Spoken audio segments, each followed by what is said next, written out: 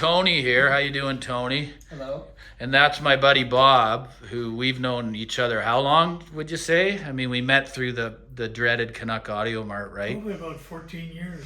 Wow, it's been that long. I mean, this gentleman's had me out to stay at his home. He's just such a great guy. You know, I can be pretty crazy at times, and he just allows me to be myself, and he doesn't judge, right? And Tony, this is our first time. That's Bob's brother-in-law, right? Yeah. So these guys have been down the road. They've seen and had a lot of equipment, and I know Bob's journey because we share it together. He's told me a lot about Tony and what he has.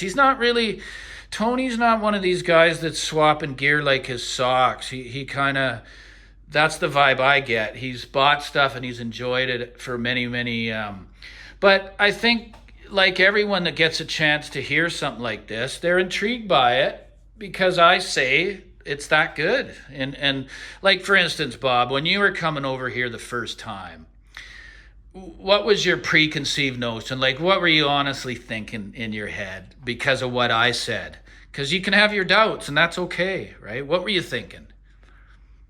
I really was thinking that it wasn't going to match up to a separate Innis streamer with Which Inuit?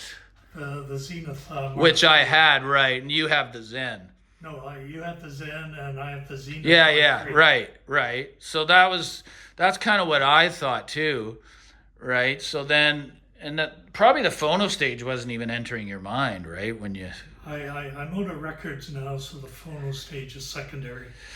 so when you sat down, you brought your headphones over, and I mean, what were your thoughts as to what you heard from just this simple little sleek box here?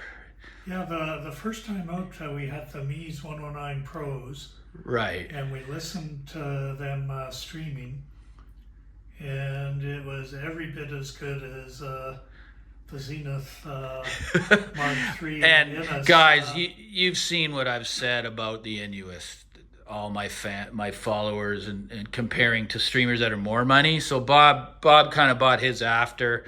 He trusts my opinion, and I trust his, and he's the one that said this sounds like an Inuit integrated. That to me is huge praise. It's massive praise. So what did you feel when you heard it out loud? You know, we have heard a few tracks. Yeah, the amp section, I was skeptical about Class D. Like so. I'm converted that it delivers the goods now. Yeah, like John Stonzer, this guy's been at this a really long time, and he states that, you know, everyone talks about these latest and greatest Purify modules. Well, it's got nothing to do with the modules. It's what these guys do with them. And he's a Burr Brown DAC chip guy. He's been working with Burr Brown for his entire 25 years. So no one can be biased when they don't know what they're talking about. None of us are engineers and designers. It's easy to spout out these blanket statements, right? And you just can't hold your nose up to technology. Everything in this world gets better. Cars get better. Like everything. Why can't audio, right? So Tony, I mean, you didn't get to hear it much. You got quite the system, as I did. You know, it's just the one little black box, right? You're a turntable guy. Let's see what you thought about hearing a couple tracks that you're familiar with. From the turntable side? Yeah, the phono section, right? Low output moving coil. Clarity, good definition, just the music flowed nicely and it's just hung between the speakers. Yeah, that's it. That's what and it's and at low volume too, maybe the speakers, but maybe not. I've had amps that don't do it. It seems to tick all those boxes for me in all the most important areas that I wanted, right? Because I've had so many streamers that still felt digital regardless of the price. And for me, I just don't hear it. I hear a real analog presentation through this box. Like if I had a blindfold on and I came in, I would not be able to say this is a digital, like, cutting edge technology. So I mean, this YouTube thing, guys, it's really I don't know how long I'll be doing it, to be honest, because it's not for me. It's not my.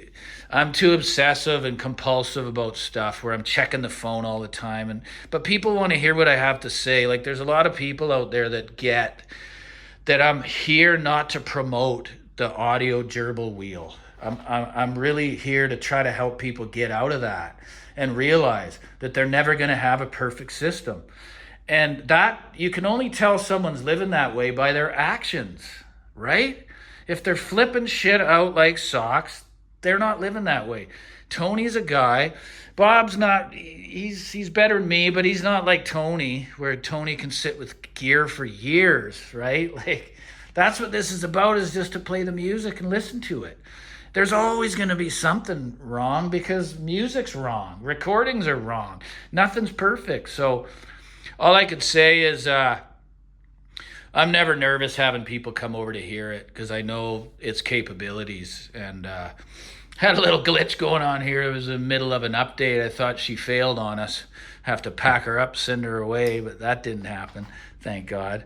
But it's nice to have people come over to my little space and share their opinions. And I haven't had a bad opinion yet on the piece, right? And these people are being honest. They have no reason not to be. And I don't care because I've been promoting the piece.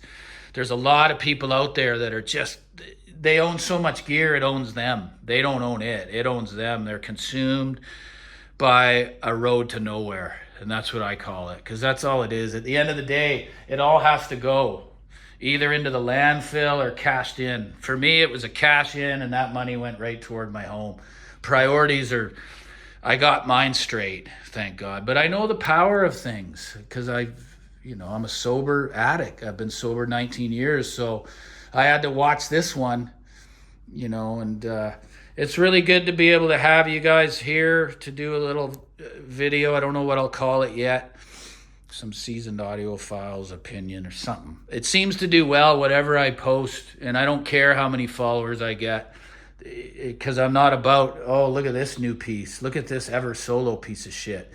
This is the best. Oh my God. You're going to go up against companies that have been doing this for 15, 20 years on the software end too, and you're going to say this is the best, and then you just wait 2 weeks or a month, and what's all over the used market, guys? That same product that came out all hyped out by YouTube because they're doing it to make as much money and as much followers as they can get. It's not genuine. It's not truth, right?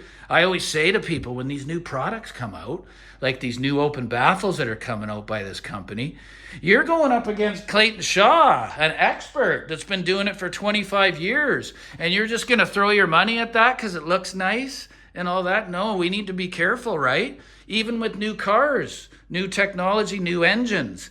Let the guinea pigs do it first. The compulsive people with all the money, with no knowledge, they'll do it. And then you learn from them, right?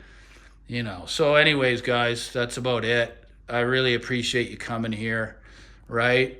Hey, thanks, And Dave. Tony's from Winnipeg. He's here living right beside his brother-in-law in the same apartment for the winter, which is so cool. And it's mild, really mild. We don't even have snow up the bloody local mountain there. There it is, Tony. I go up there snowboarding, right? Don't miss it. Right on. We love you, man. Happy New Year, guys, okay?